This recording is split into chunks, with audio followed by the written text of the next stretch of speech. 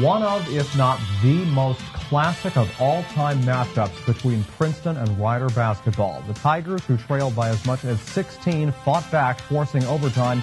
And on the ice, the CVC's two Catholic schools face off here in the season of Advent. I'm Mark Fontes with sports.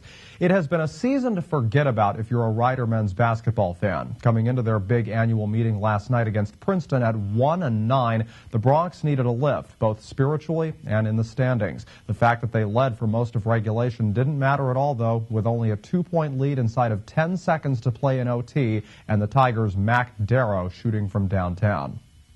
The zoo packed, wall-to-wall, standing room-only crowd of Broncs and a few Tigers. The orange and black off to a shaky 4-6 campaign so far, but doing better than Rider, only one win on the year. Nevertheless, no loss of Bronc enthusiasm. They're Cranberry and they know it.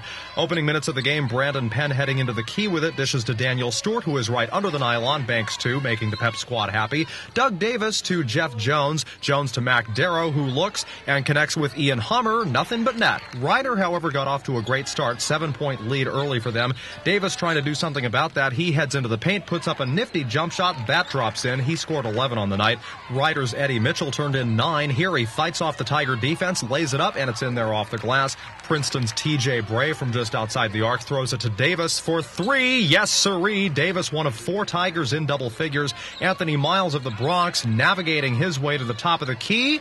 And that's in there. Miles with 15 points trailed only teammate Jonathan Thompson for the Rider scoring lead. Here Thompson with the ball dishes to Jeff Jones. He gets rid of it from miles away, pardon the pun. Anthony with a 3-pointer. Broncs ahead by 7 midway through the first, and they would dominate for several more minutes, going on a 17-5 run. This part of it, Jones pump fake and practically a free throw. That's good. Princeton head coach Mitch Henderson concerned but not worried, although this might have bothered him. Denton Kuhn's pass taken away. It is Jones who nets his other field goal on the night. Tigers, hearing the wake-up call of the Wild, got right on it. They implement their trusty 3-point game. Who better than Davis? Another one! He hit a trio of shots from behind the arc. Jonathan Thompson again.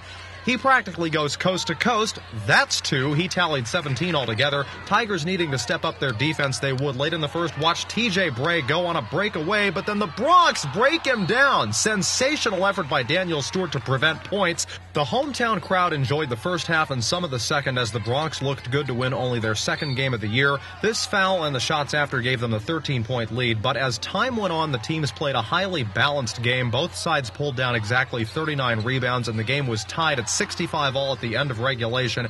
In overtime, an incredible turn of events as the Tigers' Mac Darrow, who you saw earlier, put up a 3-point shot at the buzzer, and they win by 1, Princeton does. For Rider, their woes continue.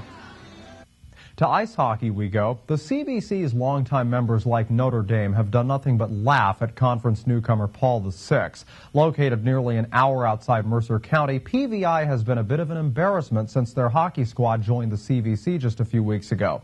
So, coming into their Wednesday meeting with Notre Dame at 0-2-1, the PVI Eagles were hoping for win number 1.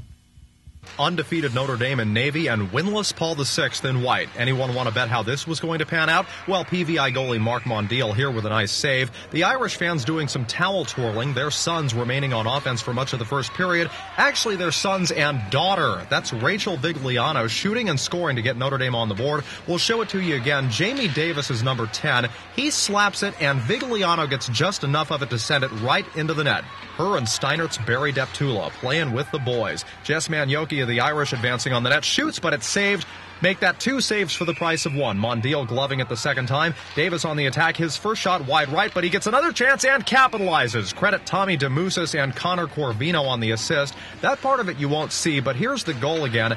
It's tough to follow the puck all the way here, but Davis, after the puck ricochets off the wall, he slips it just past Mondial. For the Irish, their second goal in the game's first 3 minutes. Connor Todara, who would earn an assist on a later Davis goal with the puck. Here he shoots, and another 2 saves by Mondial.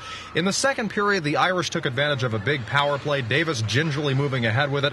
Yet it would be Connor McNamara here scoring an unassisted goal. The Irish went up by 3, and they later get 3 more. The final 6-0. PVI still in search of their first victory. Just a reminder, these highlights of CVC hockey brought to you by the Hamilton Township Education Association, members working to ensure your child's future success. And finally, Team of the Day is brought to you by Prior NAMI Business Systems. Whether it's building servers, designing your website, or creating custom systems, Prior NAMI is changing the way small business does business.